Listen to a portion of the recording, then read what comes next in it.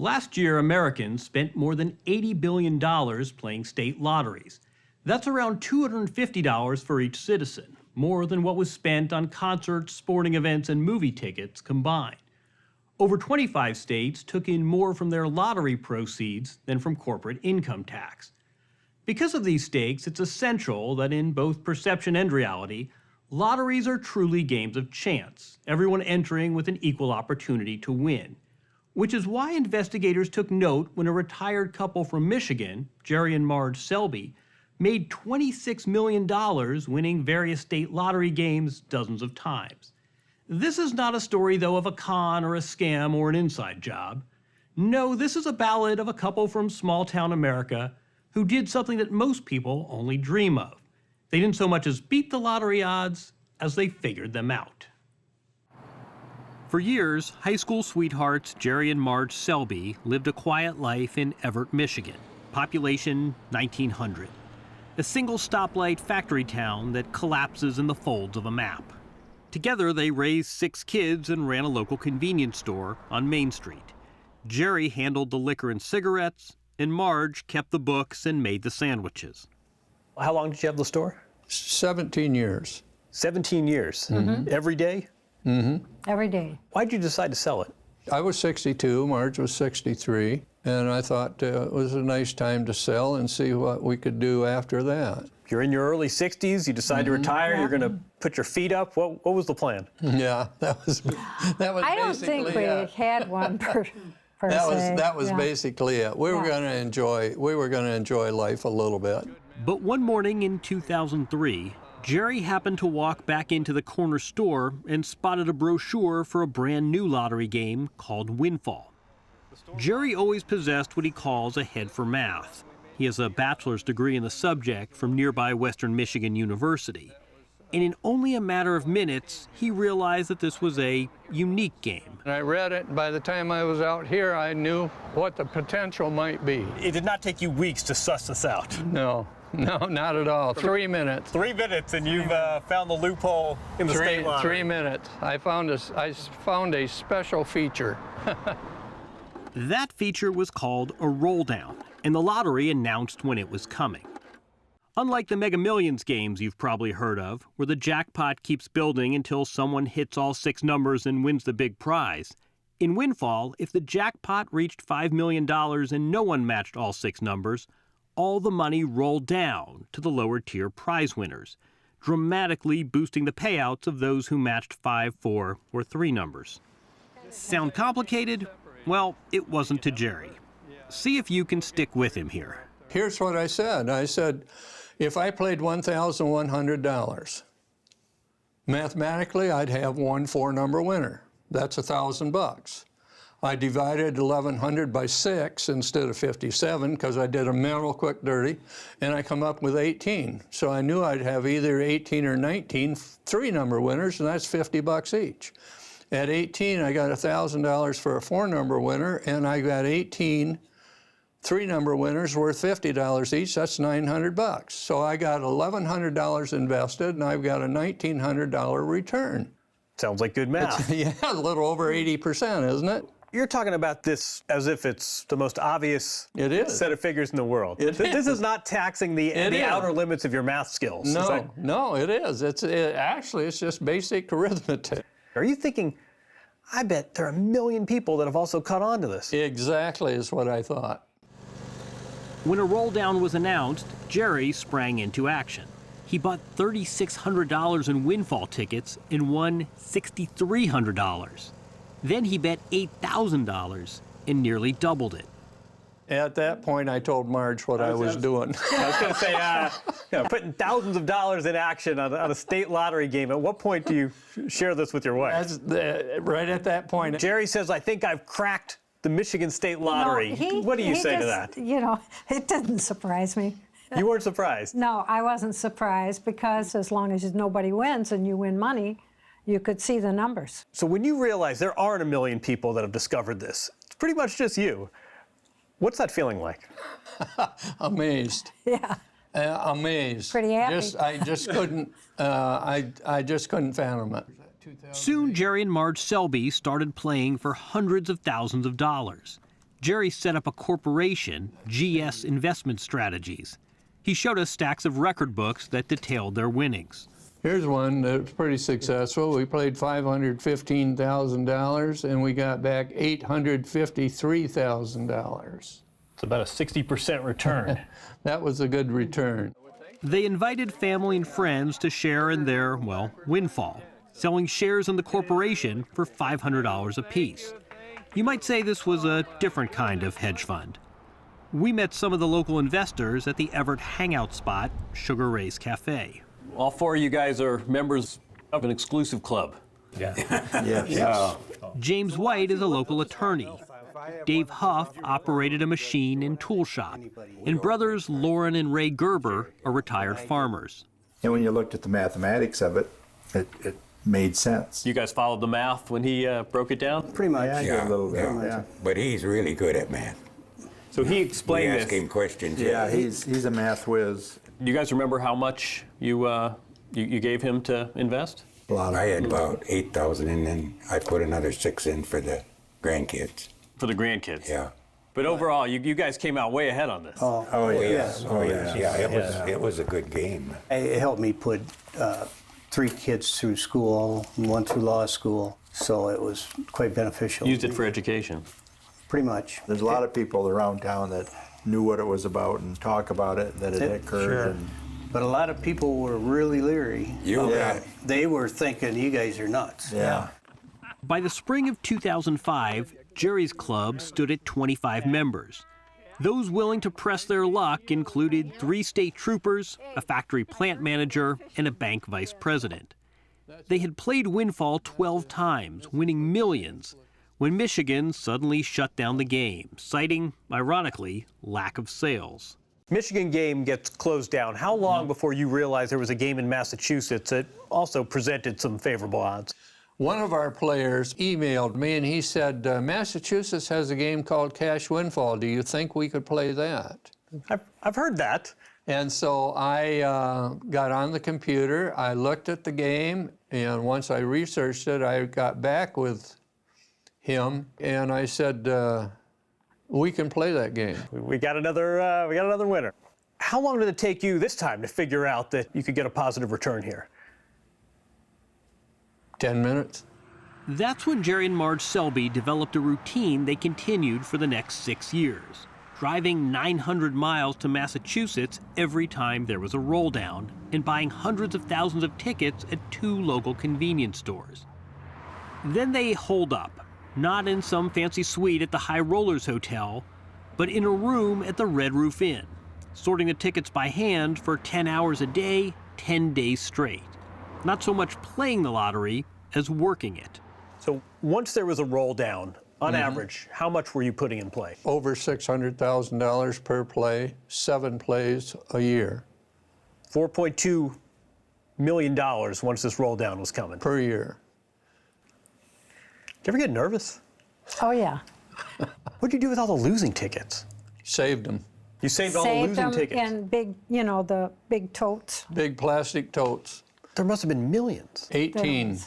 $18 million worth of losing lottery. tickets. And you have this. Just in case we had a physical federal audit. We had the upstairs of the barn. I stored them in one end and in the other end. And then I thought, oh no, this floor is going to fall through. So then we stored them down in a pole barn. And we had probably 60, 65 tubs of tickets. Did you guys ever say, well, we're supposed to be retired here? We're making 14-hour drives to Massachusetts. We're having fun. Pulling, Yeah. It's fun. It's fun It's for you fun. guys. It's fun doing it, yes. You get a high on it. And it gave you a satisfaction of being successful at something that was worthwhile to not only us personally, but to our friends and our family. But in 2011, the Boston Globe got a tip and discovered that in certain Massachusetts locations, cash windfall tickets were being sold at an extraordinary volume.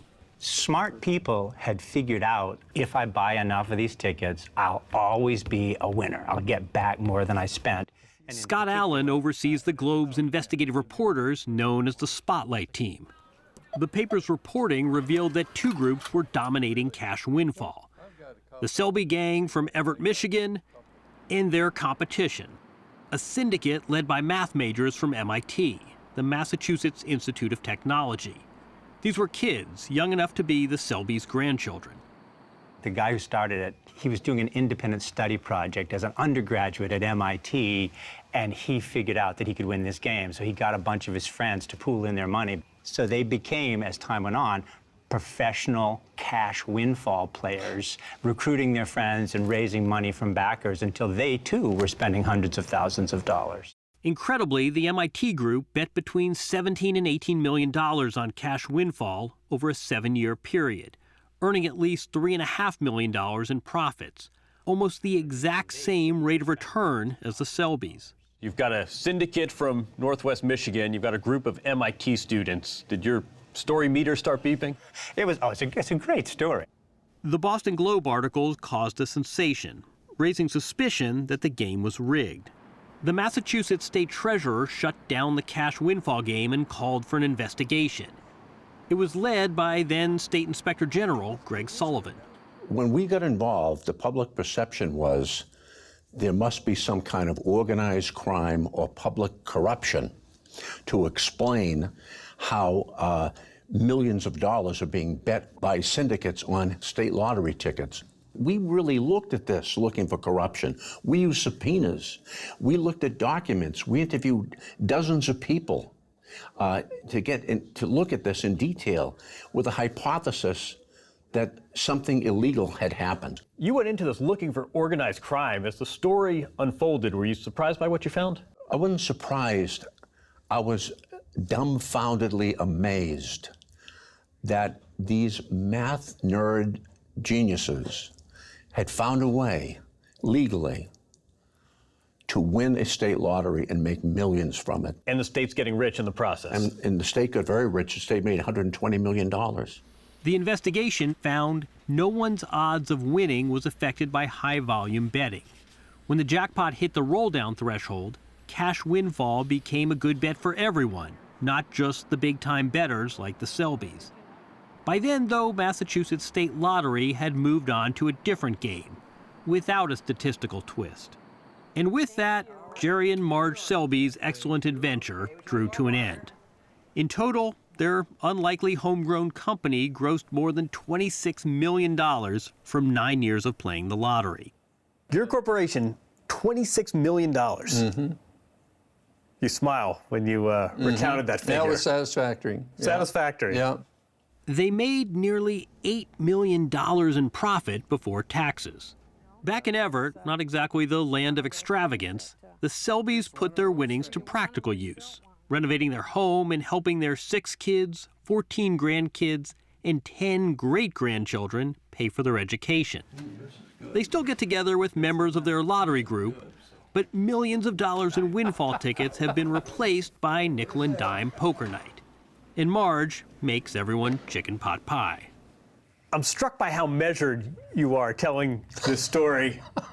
Do you find anything remarkable about this? The only thing I found really remarkable is nobody else really seemed to grasp it. What I'm hearing you say is that this part of the country is really good at keeping a secret.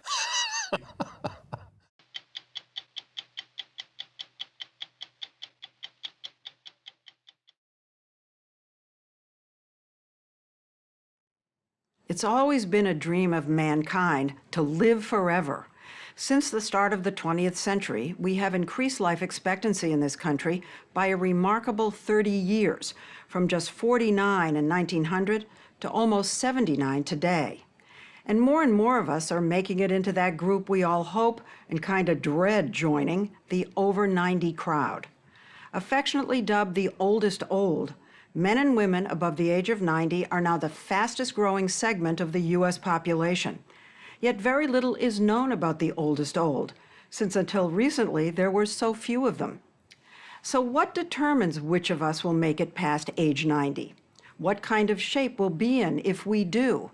And what can we do to up our odds? Finding out is the goal of a groundbreaking research study known as 90 Plus. I was born on April 21st, 1914. My birthday is February 7th, 1918. I was born on August 25th, 1920, and I'm 93 plus. June 15, 1918, and it was, I'm sure, a lovely day. Do you feel 95? What age do you feel? I feel about 52. Not really. What they have in common, other than having lived a combined total of almost 400 years, is that decades ago, they all lived in a retirement community called Leisure World, 45 miles south of Los Angeles. Hi there, and welcome to Leisure World, a new way of life designed for alert and active people 52 years or older who want to get the most out of life. Today, it's still a retirement community, and they're still getting the most out of life, though it's no longer called Leisure World. It's now its own city, Laguna Woods. They didn't like the words Leisure World. They consider themselves active. Active World. Active World. Dr. Claudia Cawas spends a lot of time in Laguna Woods these days. She's a neurologist and professor at nearby UC Irvine who discovered the research equivalent of gold here.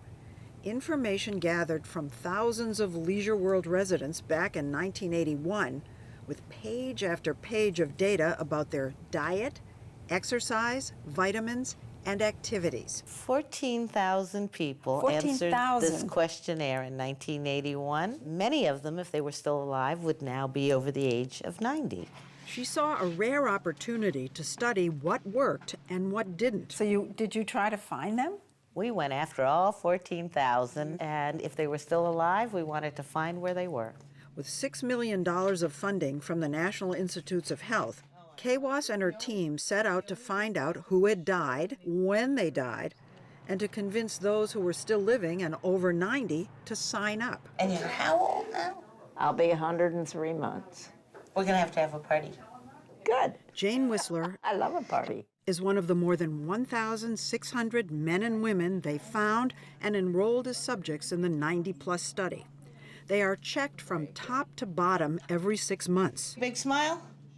Their facial muscles. Excellent. Reflexes. Balance. 3, 4, 5. How they walk. How fast they can stand up and sit down. Fantastic. And most importantly, how their minds are working. I'm going to say and show you 3 words for you to remember. Shirt, brown, honesty. Shirt, brown, honesty. Perfect. Now please spell world. They are given an hour-long battery of cognitive and memory tests. Good. Now spell world backwards. D-L-R-O-W. Asked to connect letters and numbers. There you go. And to remember. All right. What 3 words did I ask you to remember earlier? Brown, shirt,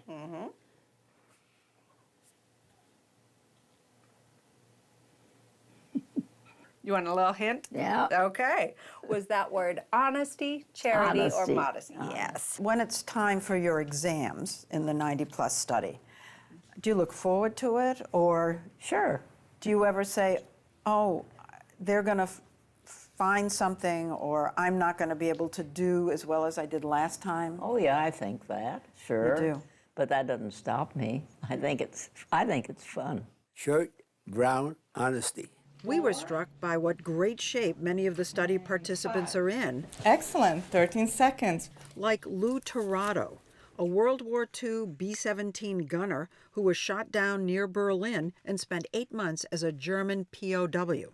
And Sid Shiro, another World War II veteran who came to talk to us despite having suffered a stroke just a few weeks earlier that slurred his speech. I am 92 years old and going strong.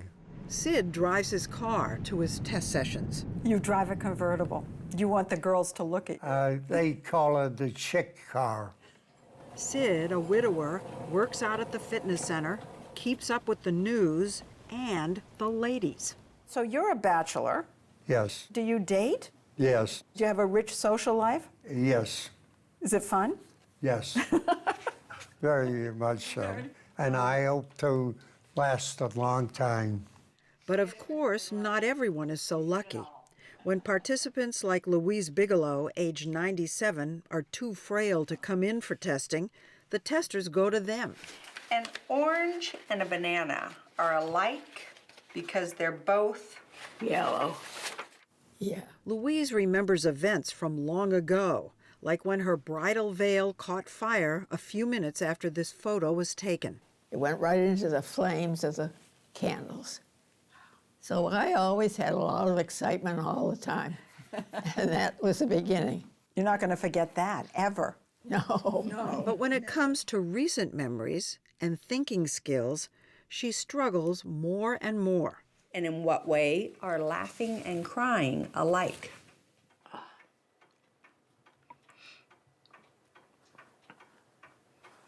I don't know. Okay. Brown, honesty, and shirt. The testers go to 95-year-old Ruthie Stahl's home, too. They go not because she can't come to them. She just doesn't have time. I'm in my car more than I'm in the house, I think, because I do so many things. What do you do? I am flying all over the place. Flying, as in speed walking, 3 miles almost every day. On Sunday, it's only 2 miles. Are you on the computer? Yes, I am, but I'm having trouble with my computer. I had a computer for 10 years and enjoyed it, but it died. Jane outlived her computer. At almost 100, she's done a lot of outliving. We were all bridge players. We'd play bridge and have dinner, and it was a lot of fun. Have some of them died? They've all died. They've all died? Everyone. Oh, my goodness. I'm the only one left. So what was it that got these people into their 90s? So you've never had a stroke? No. While their spouses, friends, and colleagues Never had hardly anything. dropped out along the way. What's your secret? I wish I knew. Genes clearly contribute to longevity, says Kawas, but they aren't everything. Jane Whistler's parents both died when she was young. Well, whatever your secrets are, by being in the study, we're going to try to find them out. So you can go back and look at their medical history. Everybody in the study filled out that questionnaire in the early 1980s. And comparing that data to how it's all turned out has yielded a slew of published findings about behaviors associated with living longer. So what's the verdict? No surprise, smokers died earlier than non-smokers. And what about exercise? People who exercised definitely lived longer than people who didn't exercise. A little as 15 minutes a day on average made a difference. 45 was the best. Even 3 hours didn't beat 45 minutes a day. Oh, wow, that's interesting. And it didn't all have to be at once. It could be, for example, 15 minutes of walking, and then later in the day, gardening or something. And it also didn't have to be very intense exercise. And non-physical activities, book clubs, socializing with friends, board games, all good. For every hour you spent doing activities in 1981, you increased your longevity. And the benefit of those things never leveled off. The subjects we spoke to had definitely been active, but they didn't strike us as having lived their lives worrying about their health. I'm not a big vitamin person. Have you watched over the years what you ate? Not really. Dessert? Sure, I love dessert. I always had a glass of wine before dinner, and now I still do, but I can't quite finish it. Clean living, huh? No, No, not clean living. I don't know what clean living is. What about alcohol? Sure, I love wine. Do you take vitamins? Yes, a lot of them. So which vitamins helped? Antioxidants? Okay, vitamin E. We're sitting at the edge of our chairs. Did it make a difference? It Vitamin was my E? favorite, but No. people who took vitamin E didn't live any longer than people who didn't take vitamin E. They also looked at vitamin A, C, and calcium. The short answer is none of them made a difference. None of them made a difference to living In terms a long of how long you lived. What about alcohol? Oh, alcohol made a difference. But it may not be what you think. Moderate alcohol was associated with living longer than individuals who did not consume Wait a alcohol. minute. Moderate alcohol, you live longer? Yes. Up to 2 drinks a day led to a 10 to 15% reduced risk of death compared to non-drinkers. Isn't that exciting? And any kind of alcohol seemed to do the trick. A lot of people like to say it's only red wine. Yeah. In our hands, it didn't seem to matter. Martini's just as good. Yeah.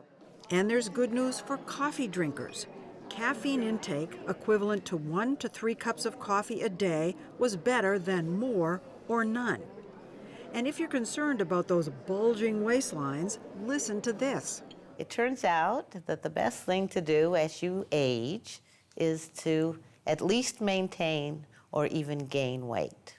Gain weight. Mm-hmm. So being a little overweight is good? Being obese is never good. And being overweight as a young person wasn't good either. But late in life, they found people who were overweight or average weight both outlived people who were underweight. It's not good to be skinny when you're old. But living a long time, even if we don't have to watch our waistlines, isn't the only thing most of us care about. We want to be all there to enjoy it. Thank you very much. And it's in the areas of Alzheimer's and dementia that the 90+ study is generating some of its most provocative and surprising findings. We'll tell you about that, and one more thing, romance. After 90? How's your sex life? You brought it up. When we come back.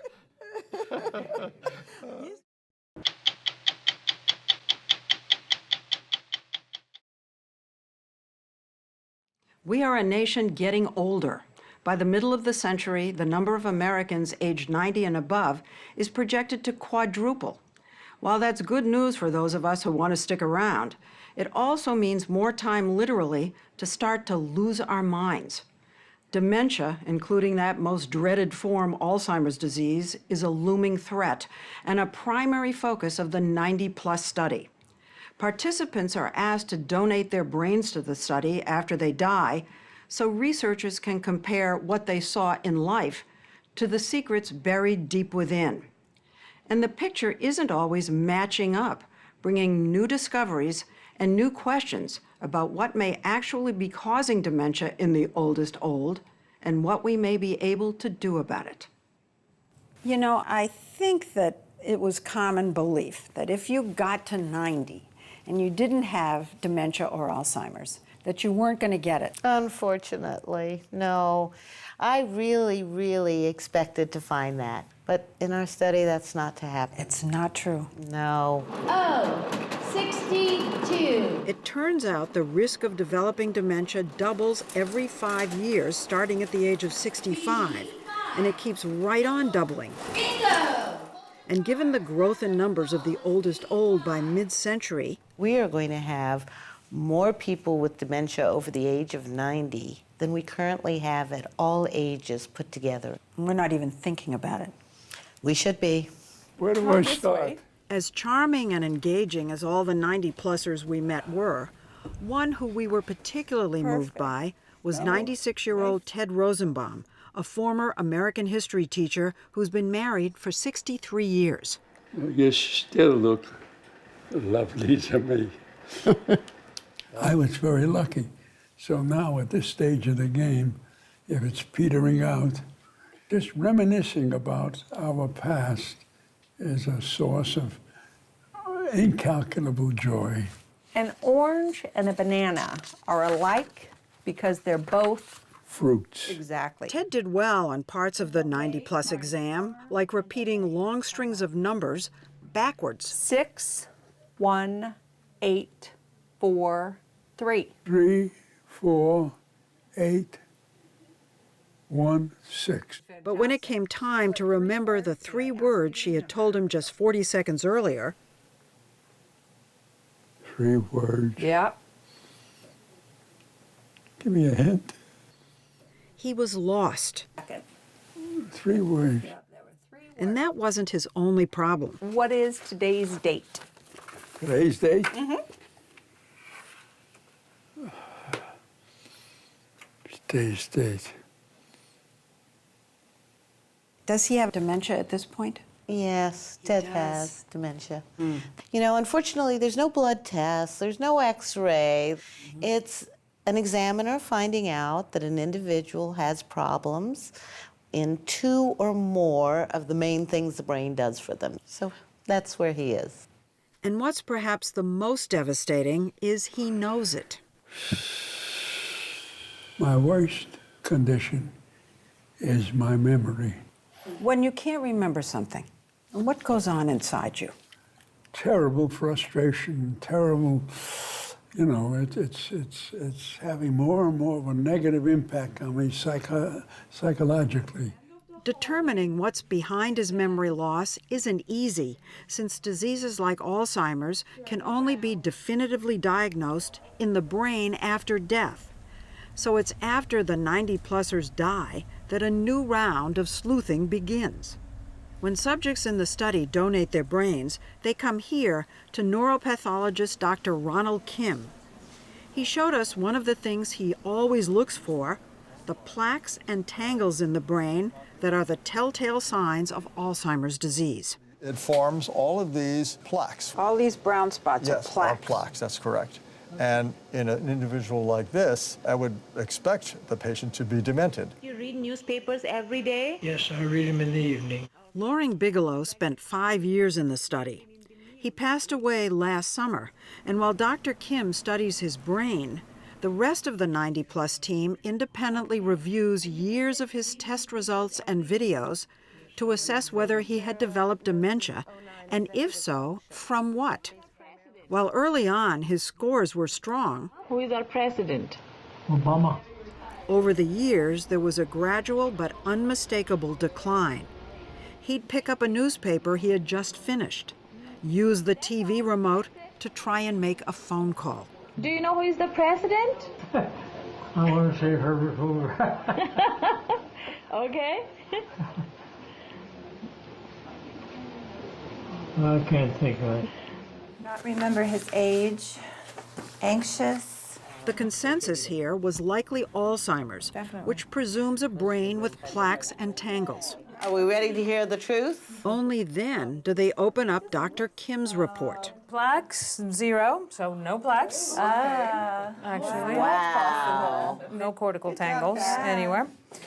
Pretty amazing. What's amazing is they're finding that 40% of the time in people over 90, what doctors would think is Alzheimer's isn't.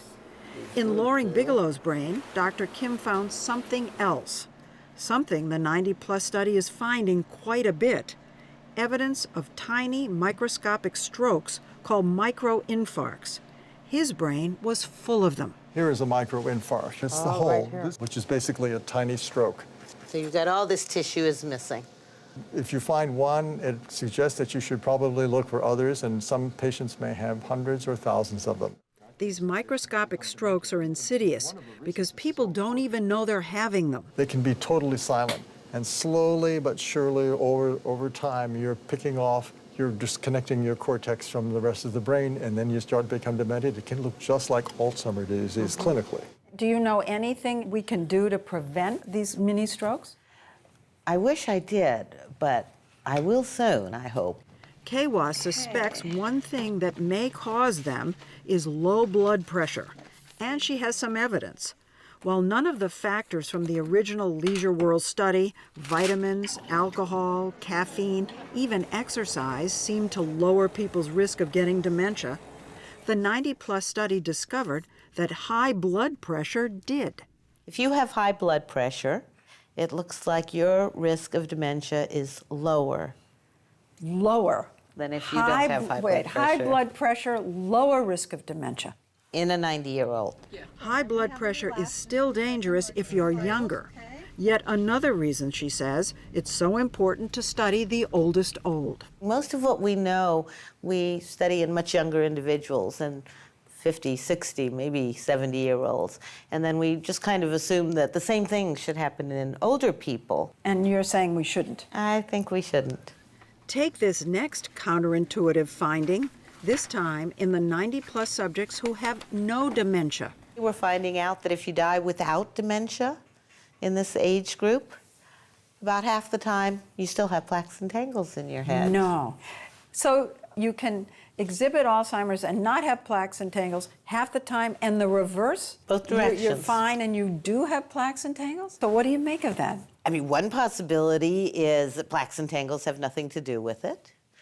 But it might be that plaques and tangles are very, very important, but just a 90-year-old who has them and didn't develop thinking problems has some way of getting around them that maybe all the rest of us would like to know. So now they're looking at people with no signs of dementia, like Lesley Stahl, Lou Torado, Sid Shero, and Jane Whistler, to see if they have plaques and tangles, but are not affected by them. There's a new type of PET scan that for the first time makes it possible to find plaques during life. Let me help you with that. So the 90-plus study is engaged in the delicate task of putting 99-year-olds like Jane Whistler into scanners. Sid Shero, at 92, hopped right in. Jane and Sid both have very, very, very good thinking, as you saw. Yes, definitely. And it turns out that one of their scans is positive and one is negative. She showed them to us, one on top of the other. Yellow and red indicate the presence of amyloid plaque. This is Miss Whistler and this is Mr. Shero. Wow, Sid I'm Shero? surprised, having talked to him, that I'm seeing yellow and red here. Kind of stunning. Hello, Mr. Shero. Dr. K was. So what does that mean for Sid? The positive scan means statistically he's at greater risk of cognitive decline. But Dr. Kawa says the fact that he's doing so well in spite of the plaque in his brain and his stroke means he may have that something protective and special that could help the rest of us. She says they'll be keeping a close watch on him. If it's unclear that the pathology hooks up with what you're seeing, what does that mean in your mind? I think we're looking for too simple an answer. I think we want one thing to explain Alzheimer's. Look at something different, like what makes skin wrinkle? Well, I mean, getting older makes skin wrinkle. Being in the sun too much makes skin wrinkle. Not taking care of your diet. And you put all those together and they all contribute. And I think it might turn out to be the same for our thinking, especially in late life. That it's not just Alzheimer's pathology from plaques or not just microinfarcts, but the number of these hits that you take. And after a while, you can't withstand them all. Let me hold the chair for you. There's one last thing we wondered about in the over 90 crowd, and that's romance. Helen Weil, 92, and Henry Tornell, 94, both widowed, have been dating for 3 years. So do you see each other every day, several times every day, once a day? How does it work? Gets 1 day off a week. It's true, Tuesdays. Tuesday is a day off. It's my day off. Helen and Henry love being part of the 90-plus study, and both have signed up to donate their brains after they die. Henry has only one problem with the whole enterprise: what the study hasn't asked about. I asked them, aren't you going to ask us any questions about our sex life? And they said no. Well, I will. How's your sex life? You brought it up. See, he is funny, you know that. Well, I don't know. I'm not laughing. How's your sex life? He's blushing. He's blushing.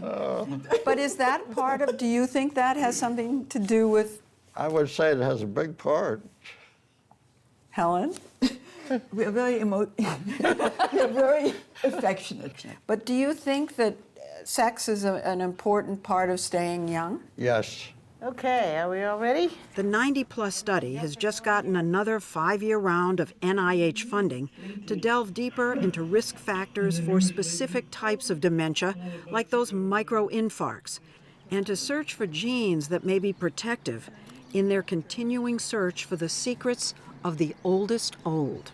I really believe that when we learn things from the 90-year-olds, they're going to be helping the 60 and 70-year-olds, not just how to become 90-year-olds, but how to do it with style and as good a function as possible. Well, obviously you've already started that by telling us that we should have some wine, that we should have some coffee. And socialize, and exercise. And gain weight. And that's my favorite. My favorite too, absolutely.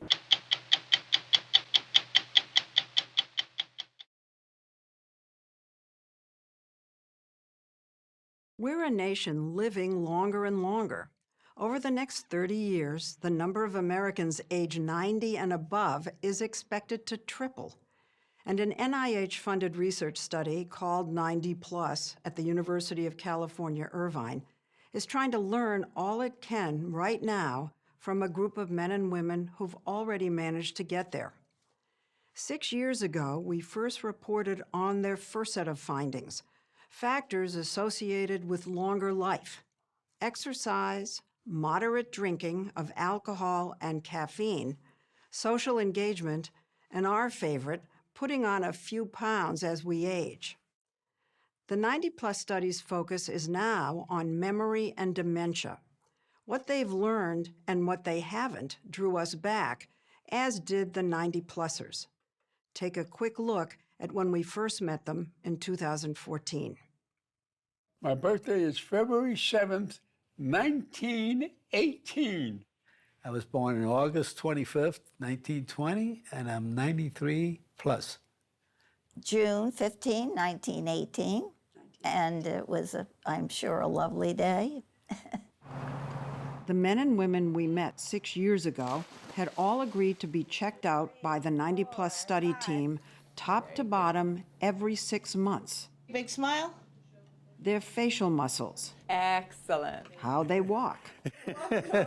How fast they can stand up and sit down. Fantastic. And critically, how they think. Now spell world backwards. DLROW. 3. They were an impressive and active group, a B-17 gunner in World War II, a fellow World War II vet who drove a convertible, a 95-year-old speed walker, ballroom dancers. I asked them, aren't you going to ask us any questions about our sex life? And they said no. And sadly, some who had begun to struggle with dementia. What is today's date? Today's date?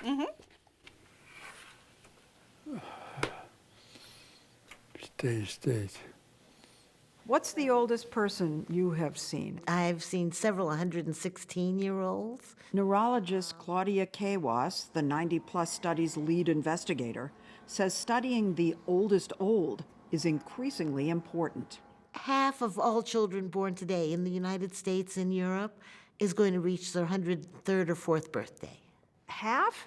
Yes. Half the children born today are going to live to 100? To 103 or 4. You know, I don't feel a day older than I was yesterday. They invited us back 6 years later, and we found some study participants, like Helen Weil, the ballroom dancer, thriving. Then I do like so 10 times. Now 99, Helen showed us how she exercises in her chair. Stuff like that. How you doing, Jeff? Good to see what's going on, Lou. Lou Torado, the World War II gunner, turned 100 in August. Lou is using Zoom. When he was a kid, most homes didn't have a radio. Do you have an iPhone? I have an iPhone. Yep. You on Facebook? Yes. Do you use Siri? Yeah, I tell her every evening, wake me up at 6:30 tomorrow morning. And she does? Yes. Who is our current president? President is Trump. Who was the president before Trump? Obama. Because of COVID-19, the 90 Plus study is doing cognitive tests by phone. To subtract 7 from 100. Lou and Helen ace them. And keep subtracting 7. 93, 86, 79. Her memory is better than mine. But one of our favorite 90 Plusers from 6 years ago, Lesley Stahl, is not so lucky. Back then, at 95, she was zipping around in her lime green bug. I am flying all over the place. But today, at 102, she didn't remember our having met. And what is your first name? Lesley. That's a nice name. Thank you. Ruthie is as charming and upbeat as ever, but her memory is failing. The current president or the president before him. I'll take either. No, I can't. Do you remember your parents? No. No. Oh my. That's funny, I don't remember them. Is it frustrating when you can't remember? No. No. It just passes on to something else. Dr. Kawas says most people, probably even most doctors, would assume Ruthie's memory problems stem from Alzheimer's disease. But scientists are finding out more and more about the complexities of what causes dementia. You hear people say, she got Alzheimer's, he has Alzheimer's, when they really should say dementia. That's exactly right. Dementia is a loss of thinking abilities that affects your memory, your language. It's a syndrome. It's a syndrome kind of like headache is a syndrome. You can have a headache because you've got a brain tumor, or you can have one because you drank too much. And it's the same with dementia. We were sad to learn that some of the 90-plus participants we met in 2014 have passed away. But by donating their brains, as Ted Rosenbaum did, they are very much still part of the study, contributing some of its most fascinating and confounding results. After a participant dies, the 90-plus team gathers to review mounds of data. Now, because of COVID, they gather on Zoom. Videos from visit 2. So tell me what you're going to do when you go home today. Ted's test results showed years of memory problems as we had seen 6 years ago. Give me a hint. The 90-plus team concluded that Ted probably had Alzheimer's disease, but then awaited results from their collaborators, a team of pathologists at Stanford University who independently examined Ted's brain. They don't know anything except the brain they've got in front of them. And then you come together. And then we come together and it's like a reveal party. The definition of Alzheimer's disease is having the proteins amyloid and tau, often called plaques and tangles, in the brain. Okay, the home stretch. But when the Stanford team made their report, Ted's brain didn't have either. As you may see without even zooming in, the section is clear, it's clean. We're negative for beta amyloid here. It actually looks awfully good. It actually does, yes.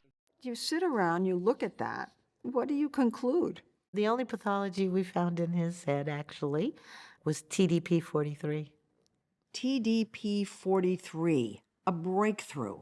It's a newly identified cause of dementia, a protein originally found in ALS patients that Kawas now believes accounts for up to 1 in 5 cases of dementia in people over 90.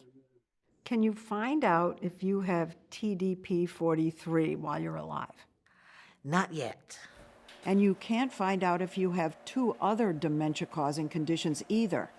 Tiny strokes called microinfarcts that damage brain tissue, and hippocampal sclerosis, a shrinking and scarring of part of the brain.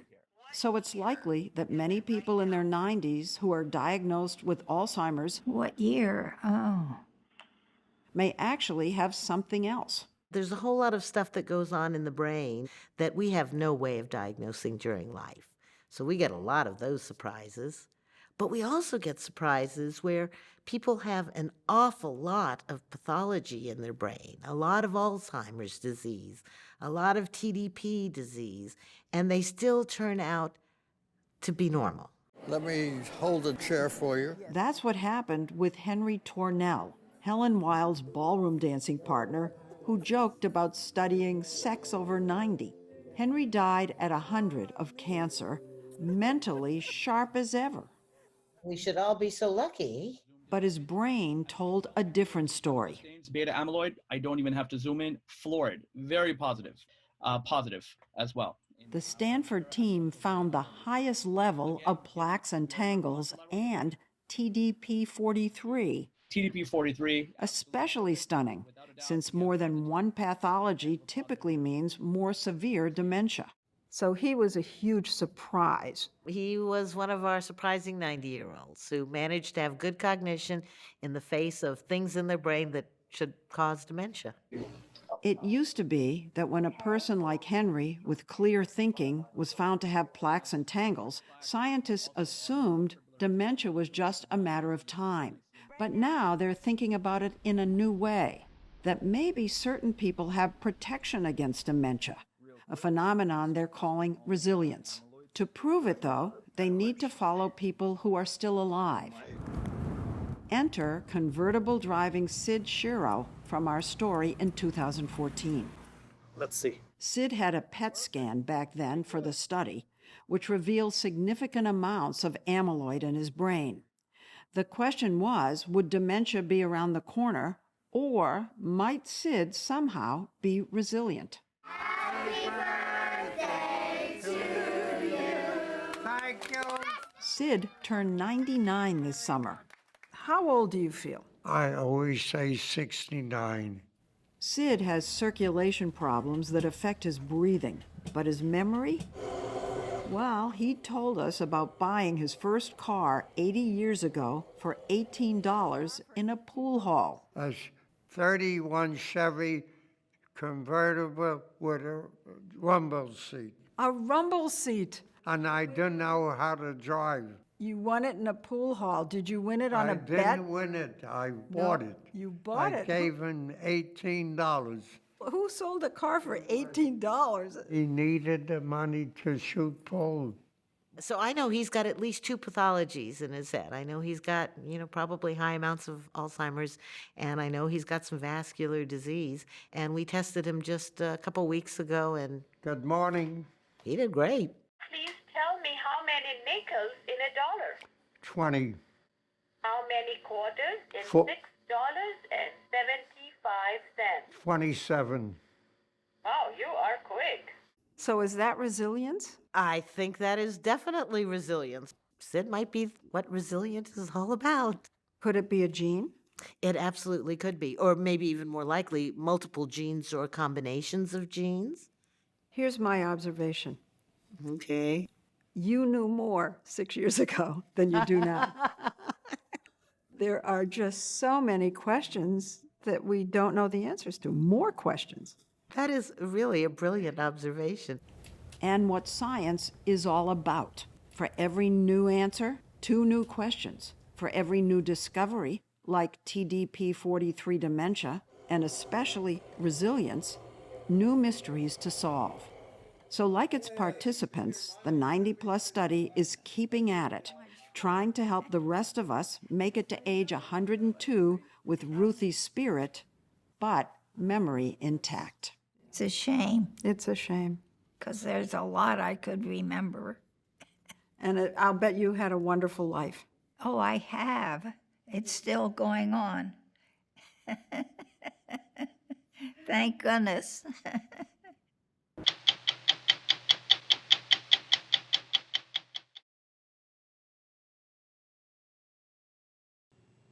You never know who's going to be the one with the big idea. History has shown it's not necessarily the person with the most impressive credentials. A breakthrough can come from the least expected, perhaps like an 81-year-old eccentric from Massachusetts who toiled in isolation with no financial support for more than a decade. His focus? A challenge that has stumped scientists for many years: how to transform inedible plant life into environmentally friendly transportation fuels in a clean and cost-effective way. This unlikely inventor calls himself messianic, as in the Messiah, and likes to say matter-of-factly that he is saving the world. And that's what you think? Yes. You think I'm saving the world? I don't think I know that. Who says things like that? Marshall Medoff does. He's a man on a mission who decided one day that he was going to stop global warming. When I realized what was going on here, I said, this is an emergency. We got to find new resources. We got to find new ways of saving the universe in terms of global warming and so forth and so on. What was your science education? 0. So no degree in chemistry? No, of course not. I didn't have any degree in chemistry. What's your IQ? I have no idea about IQ. Medoff has been called a genius. 25 years ago, he became obsessed with the environment and decided to abandon his business career and become an amateur scientist. But while engineers, geologists, and ecologists with PhDs went to labs at MIT and Stanford, Medoff went to one of the country's most legendary settings for reflection. Just to run out to Walden, which wasn't that far away. You mean Walden Pond? Yeah. Thoreau? Yeah. Okay. What I thought was the reason people were failing is they were trying to overcome nature instead of working with it.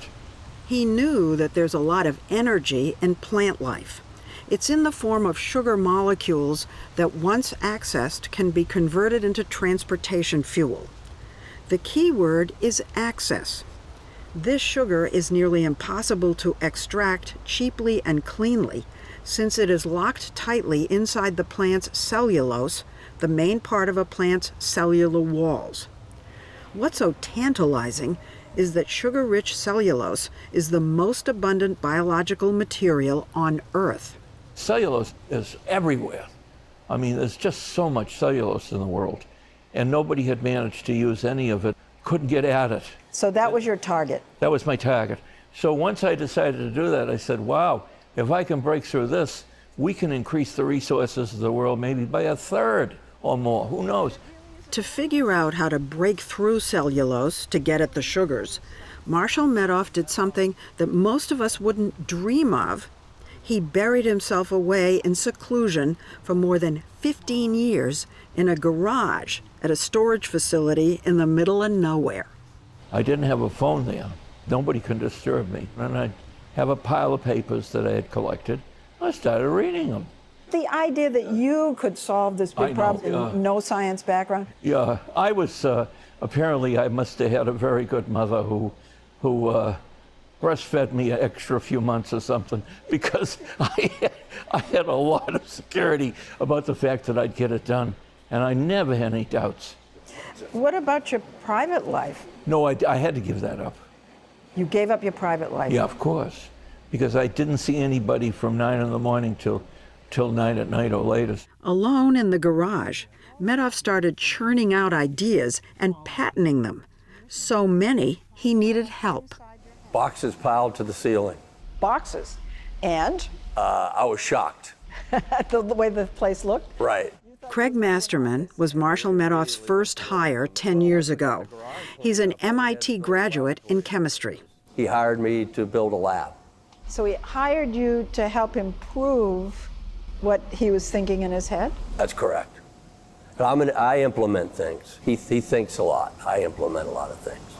And you'll run it at 25 milliamp of beam power? What Masterman helped implement was Medoff's novel idea of using these large blue machines called electron accelerators to break apart nature's chokehold on the valuable sugars inside plant life, or biomass.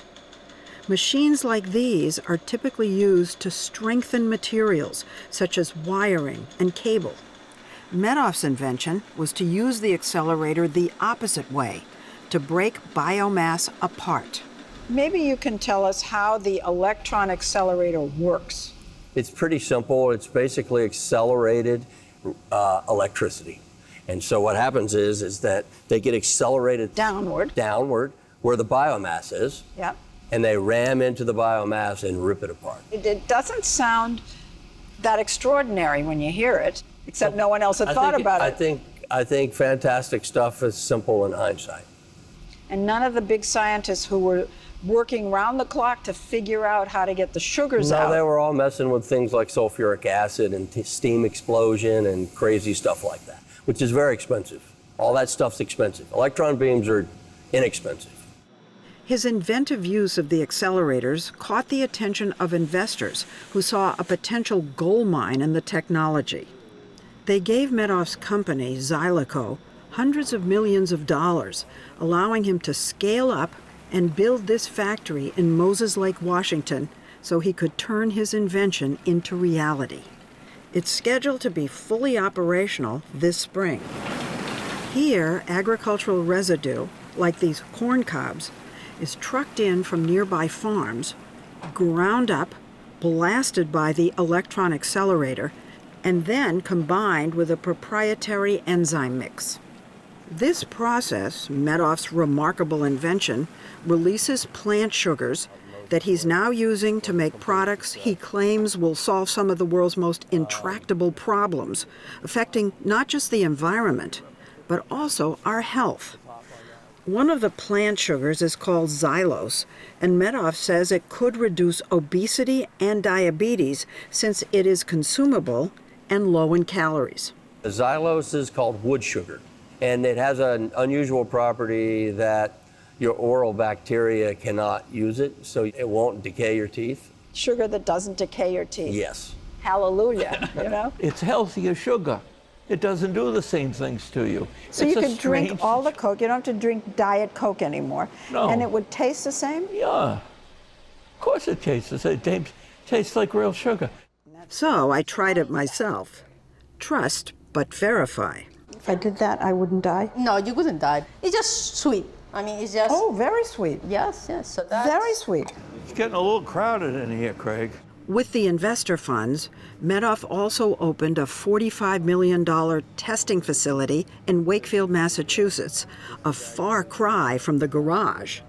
And he hired more than 70 scientists and engineers who have come up with a sugar-based product aimed at another impervious problem, some call it a plague, the accumulation of plastic debris.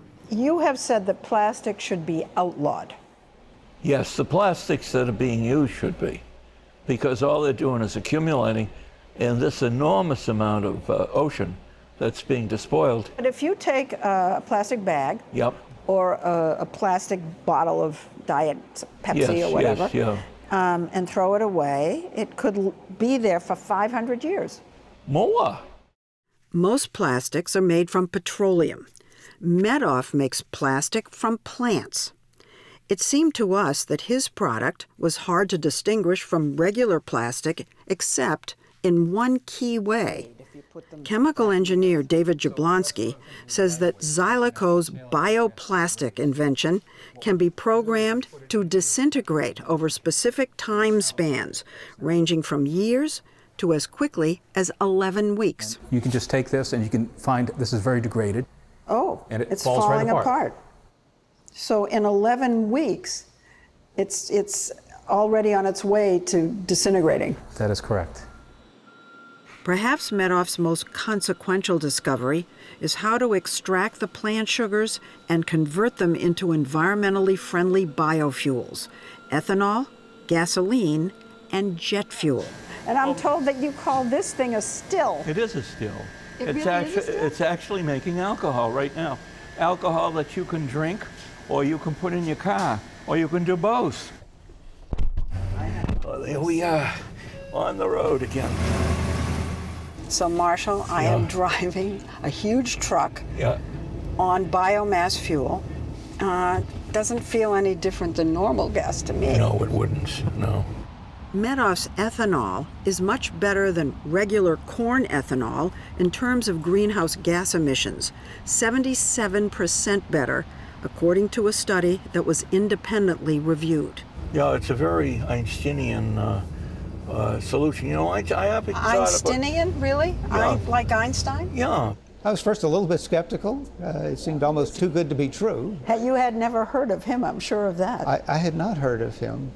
Robert Armstrong, the former head of MIT's Chemical Engineering Department, joined Xyloco's board of directors after Medoff told him about the electron beam accelerator, his inventive way of breaking down biomass. The electron beam is truly a game changer. I was told that it's the holy grail, getting access to the sugars. People at MIT are working on it, people in the national labs, but nobody's gotten it done yet. Has Xyloco done it? Xyloco has done it. Yeah, he knew I did it, yeah. Of course, MIT couldn't get it done. He's right about that. He outsmarted MIT. And now he's lured some pretty powerful men to his board of directors, including former Shell Oil executive Sir John Jennings and 3 former cabinet secretaries, Steve Chu of the Department of Energy, George Shultz, former Secretary of State, and former Defense Secretary William Perry. Well, I thought he was another Thomas Edison. Another Thomas Edison? Another Thomas Edison, a genius, a very eccentric genius, but a genius who had come up with this totally revolutionary idea. He definitely is a character. I come from a world of characters in my scientific world. But he's not a scientist. But he has all the attributes of many successful scientists. You have to believe in yourself.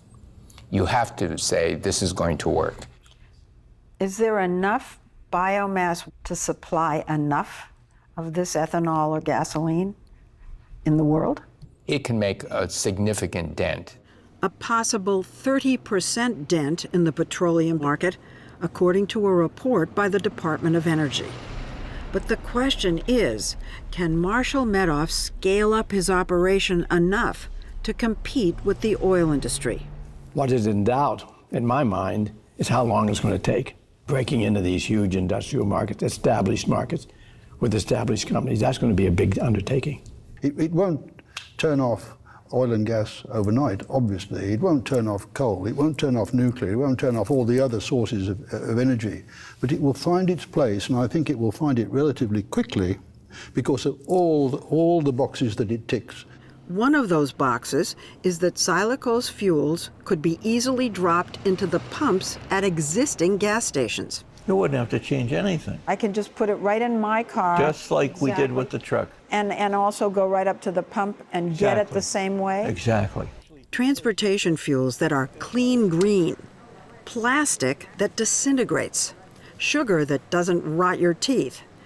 It's hard to believe, but it all flowed from the mind of the most unlikely of amateur scientists, who was inspired not by any academic laboratory, but by his own musings at Walden Pond.